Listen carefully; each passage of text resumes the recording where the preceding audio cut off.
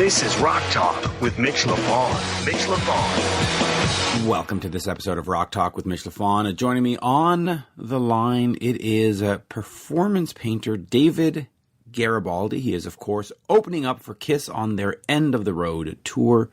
And this is, well, the end of the road for me and Kiss. On August 6, 1979, I saw my first ever Kiss show at the Montreal Forum, the Dynasty Tour. It was absolutely spectacular, and the reason I'm talking to you today is because of that show. It awakened such a passion for Kiss and music and the scene that it has led me to what I'm doing now. It really was a life-affirming moment. It was affirming. It was. And on August 16th, 2019, almost 40 years to the day, I will be seeing my last Kiss show ever. Not because I want to. It is being forced upon me. I would love to see Kiss in Montreal in 2020 and 2021 and 2022, but that is not what the band has decided, and I'm fine with that.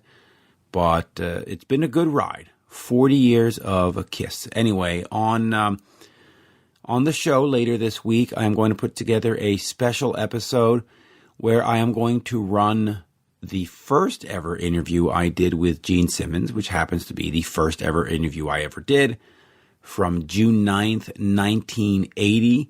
My mom and I went down to Aucoin Management and we interviewed Gene for the Kiss Unmasked album. And Gene was unmasked during the interview. And on that episode, I'm also going to run the last ever interview I did with Gene, which was in 2017. So, this week we are seeing the last Kiss show ever, and it's like 40 years to the day from the first Kiss show ever. And so I'm going to give you an episode with my first ever Gene interview and my last ever Gene interview. Or at least last when I put it up. Hopefully, maybe in the next month or two or three, maybe I'll get another Gene interview, and that'll be the last. But I will post that later this week, so you will get to hear the everything. A 20-minute tape from 1980, and then you'll get to hear Gene and me when I was 11. Other than that, I have been traveling. If you follow me on Twitter or Instagram or Facebook, you have seen that I've been going up and down the East Coast, from Syracuse to Guilford, New Hampshire, Montreal, Ottawa, seeing shows by Buck Cherry, Heavy Montreal, Osheaga, Alice Cooper, Bryan Adams, Billy Idol, Foreigners coming up, and just more. And that run of shows for the last 8 weeks is coming to an end. I will see August 21st, Foreigner. This is 2019, should you be listening to this in some other year, in Watertown, New York. And then Melissa Etheridge, I was invited out to see that in Trois-Rivières, Quebec on August 23rd. And as of this recording, those are the last two shows I have for August and the last two shows I have for the foreseeable future. There's nothing really announced for September or October yet. That's calling my name.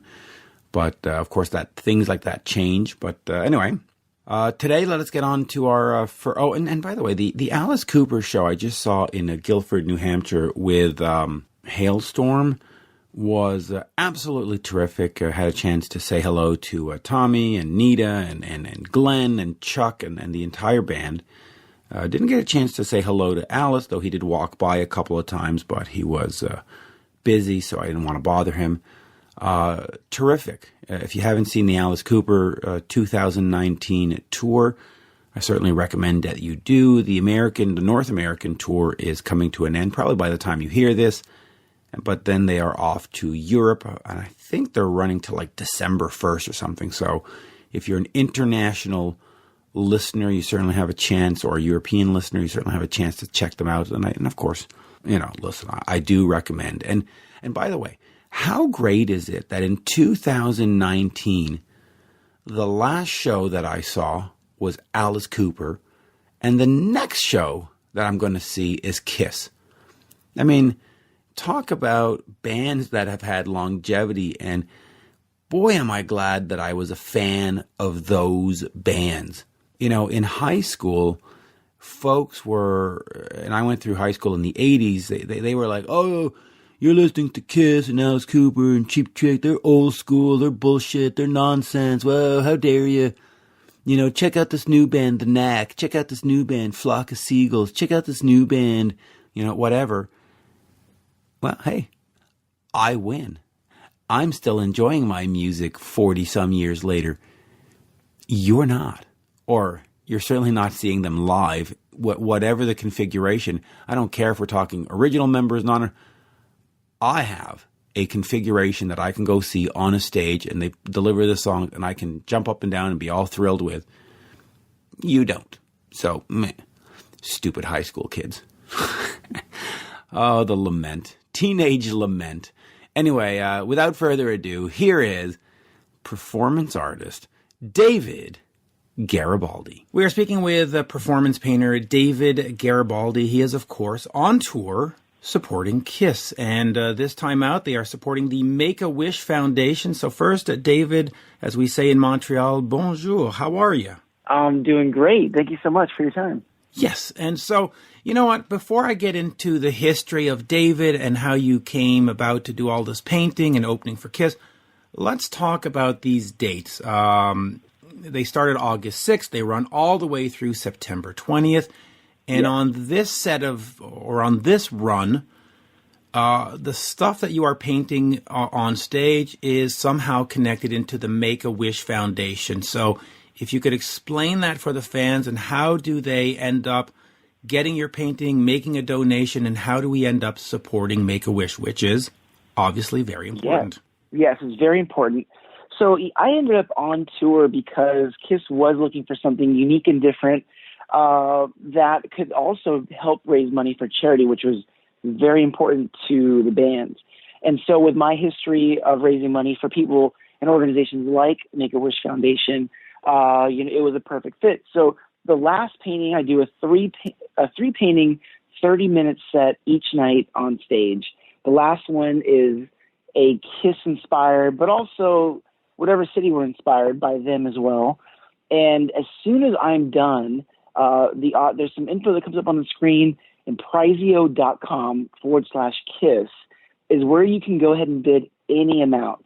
So any amount that you bid and donate enters you to win, and you get a text shortly after that if you're the winner, maybe only 15 minutes after the performance is done, to see if you won. And so that's what I love about all of this, is that you don't need to be, bidding, $15,000+. Is you can bid $20, this amount.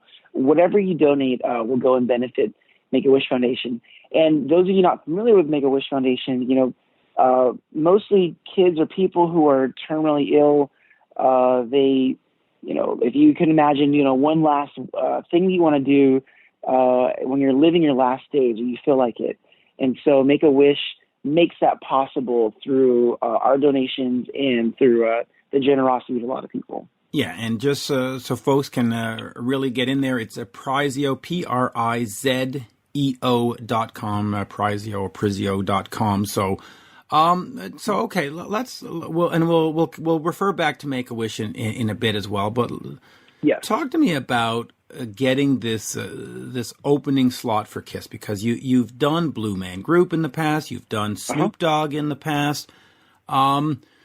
How did you sort of get into that and combine this sort of rock and roll and painting thing? Because I know when the KISS tour went on sale, people went, "Oh, let's put on Cheap Trick, or let's get a great new band like the Struts, or and they saw David Garibaldi and they went, "Oh, all right." And then most of us, we went to shows and we saw you and we went, oh, that was really good. So talk to me about sort of getting the gig, but then overcoming that initial response that people went, oh, and then they see it and they go, oh, you know what I mean? Like they change. Yeah. So winning over the crowd and getting the gig at first. Yeah. Well, I'll start this with a quote that I just read the other day. To become an overnight success, it takes about 10 years of hard work. And that's really what led up to that moment in, let's just say, January earlier this year. We got a call from McGee, Doc McGee, famously, managing the band and other bands. And he called, someone in his office mentioned, hey, you should check out this David Garibaldi guy because not only is he entertaining, but he can help you raise some really good money. So Doc called just to kind of check out my agent, see who we were. He had never heard of us. And he thought it sounded interesting enough to present to the band. And he presented it. And I later talked to Gene about this, and he said, I really didn't know what to expect, but Paul was behind it, and everyone else was excited about it. So they said, well, let's just try it out and see how it goes. So in January, I had about 2 weeks notice to do we were going to do 10 shows with the band originally. That was it, just kind of a West Coast run. And, when the announcement came out, I was thinking, okay, well, man, I wonder if Kiss fans would be excited about this. And most of them weren't. They didn't know who I was. And I don't blame them. It's very, very different to have an act like myself on a legendary rock tour like this. So, but I also know this too from the past 16 years of doing this professionally, is I'm used to going into a room, performing in rooms of thousands of people that don't know me, and entertaining them and hopefully turn them into a believer of what I do. So I was just going to lean on that confidence of how we've always grown, how we've always connected with people through this music and color. So I would say this, as soon as we started performing within the week or two, we would still get messages or comments from people, say, on the East Coast who are like, I hope he's not at our show. And people would message me and say, I hope you get kicked off the tour, like really, really awful things and crazy things. But I knew that you just hadn't seen it yet. But people who had seen the show, they would see those comments, and I wouldn't need to say anything. They would just go in and say, hey, you have to see this. Like, you don't know what you're talking about. And I just always leave it to that. You watch it and let me know what you think about it afterwards. Otherwise, you may be missing out on something that you will probably never experience again.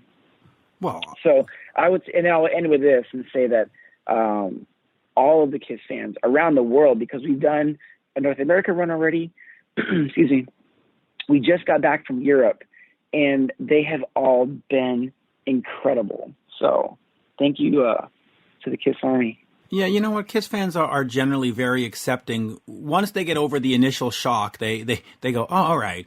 Talk to me a little bit about the Paul Stanley. He, of course, is an artiste himself. Do you get a sense of we have to compare notes, or he's watching you, or he's learning from you, or you're learning from him? How does sort of the two painters conduct themselves? You know what I mean?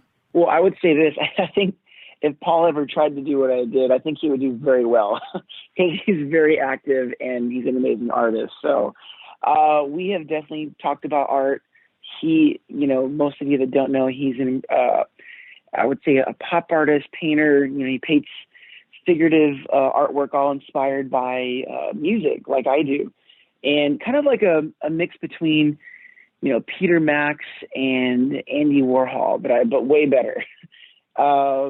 We talked a little bit about art, and the little bit of time that we have, you can tell how serious he is about it. He's definitely not leaning on just the fact of who he is, but what he enjoys doing. And he's been doing it. I think he's been painting longer than I have. To be honest, I didn't start painting professionally until I was 16, until 16 years ago, even though I've been an artist my whole life. But I think he started painting maybe 18 years ago. So he's got a little bit of a head start on me. A little bit of a head start. So how do you come up with this technique? I mean, we know that there was a famous painter before you called it, Denny Dent, who would do John Lennon, would do Martin Luther King portraits. I don't want to say more politically motivated portraits, but certainly more co-celebre kind of celebrities. Did you study from him, and is that sort of where you were inspired, or did you have your own path where you just said, hey, you know what, just sort of sitting in a studio painting quietly is kind of boring. Let me rock this up a bit. Yeah. Well, I had a collision of my passions that led to coming across Denny Dent. So growing up, I was always an artist. I was always advanced at creating. I was taking classes outside of school to make sure I was still growing. And then I also played music growing up, and I got into dance in high school. So that's what helped me on stage. And these are all done separately. At any given time, I thought I was either going to be a musician in a symphony, a gallery artist, or a backup dancer for Justin Timberlake. There was these separate things. And eventually, because I didn't do too well in high school, I didn't go to college or university. So 2 years after that, I came across Denny Dent's work, and a friend of mine explained how he did it, how it's this rock and roll show, but he's a painter and he's not on the side, but he's the main act. And I just was floored by it. Didn't see any video, didn't see any photos. I just saw one painting, and his explanation led me to want to teach myself how to do this. So at the time I was living with my dad because I had been evicted out of my apartment. And so I went to the garage and just tried it with no video reference. I just gave it a try. And eventually, as time went on, I would start practicing and doing shows. I would find more video online of Denny Dent. Rest in peace. He passed away shortly after I started painting. But, Denny Dent started something when he had no reference of anything to do this. So he was a true vanguard of this art genre, just like there's Impressionism, Surrealism. I really believe that performance painting is something that he really truly pioneered. What I hope to do is to innovate it, to take it to the next level. As computers were invented, long ago, Mac and Apple came around, and Steve Jobs and innovated, the whole computing experience. And so that's what I hope to do with performance painting, and take it to the next level, like taking it on tours like this with KISS, and bring it to larger audiences. Yeah, and for those who don't know, Denny passed away in 2004 from a heart attack. But let me ask you this, and I know this is a completely unfair question, but how do you sort of get that image on the canvas? Meaning, do you, before the show, sketch it out on a paper and say, okay, now I just got to sort of visualize it and throw it up on the, or is it completely inspiration? Is it completely random and it just sort of works out? And I know it's hard for an artist to explain how they get their art done, but how do you get your art done? Yeah, it's a mixture of all of that. So there's definitely a plan in place. I know exactly what I'm going to create before the show. And I would say that there's about 2 to 3 hours before the show where I don't know what I'm going to do. And I think about, where we are, the city. For example, when we were doing the Canadian shows, I was looking up Gord Downey and Geddy Lee, and I'm like, I think this might connect with the audience. And so that's where I start. If I already have the images, I just start studying them. If I don't, then I start researching what's the best image to portray this person. And then the other part, the non-art part, is I mix all the music for the show. So if you come to the show, you've heard everything. I'm, on my computer before the show, mixing everything, setting it all up. So that takes quite a bit of work. But I would say the actual visual part, performance, I know what I want to achieve on the canvas. And so I study the image.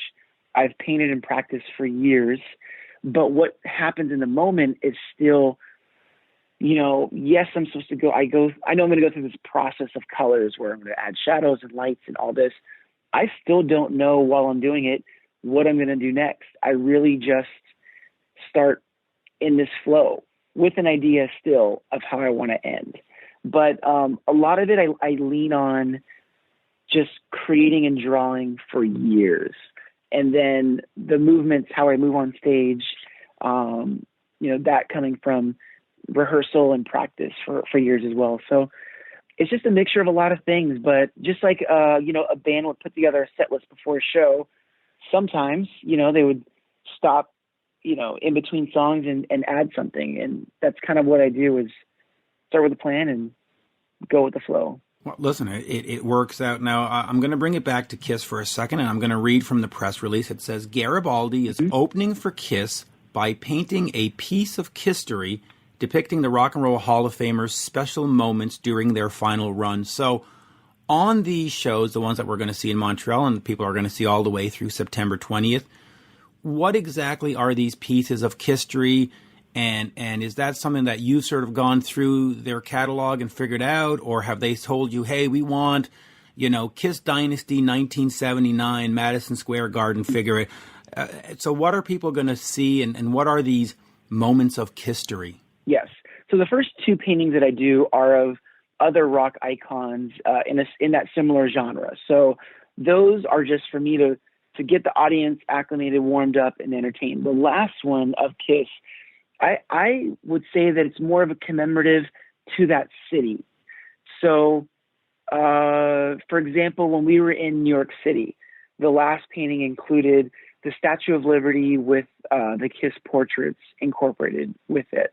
When we were in Louisville, Kentucky, I included this Kentucky Derby style horse that was racing, again, with the Kiss portraits sort of worked in there. And every city, has something special that I try to pull from it. So it's more so commemorating this history of that being the last time they perform in that city.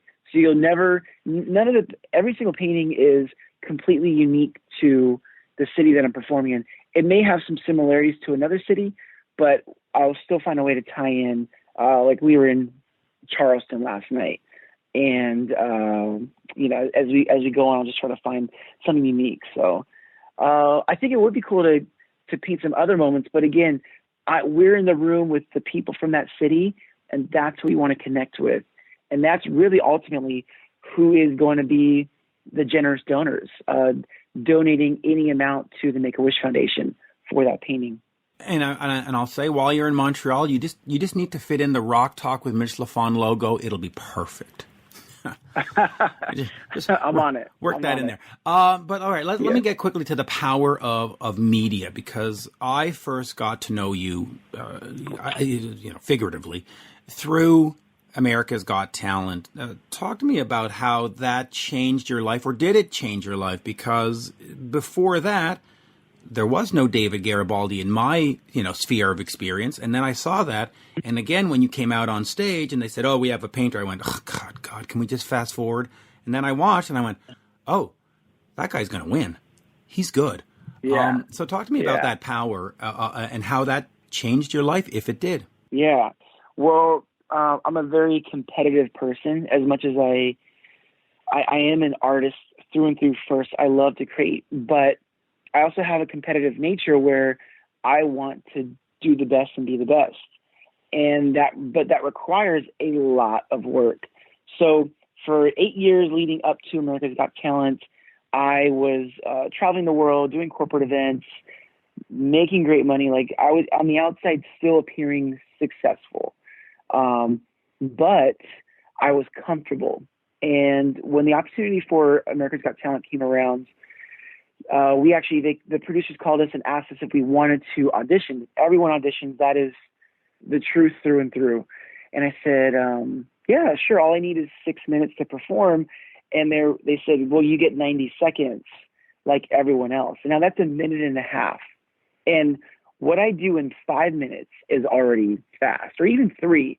But to cut that down to a minute and a half and still be entertaining, finish on time, and it's a great portrait, that was the most extreme challenge I've ever had in my life. So not only am I, putting this out there for judgment to the world, but I'm also challenging myself with these 90-second paintings like I've never done before. And I think that no one really knew what to expect from me, or if I could even pull it off. To be honest, I didn't know if I could pull it off or not, but I was going to try, and I was going to fail in front of everyone if I had to. But that's me, again, being competitive and wanting to grow.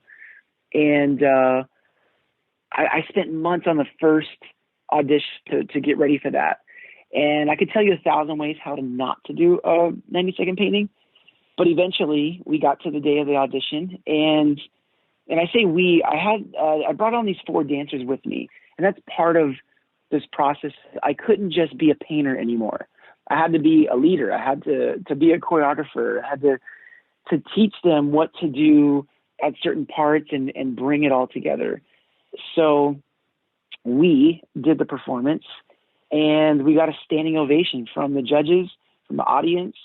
And I think it was just complete shock to everyone that I was painting, and we moved them emotionally. We moved them to their feet, which was incredible because I had been experiencing this for so long, and now we get to really, truly introduce it to the world on this stage that, that media can carry a lot further than I could have doing the shows before.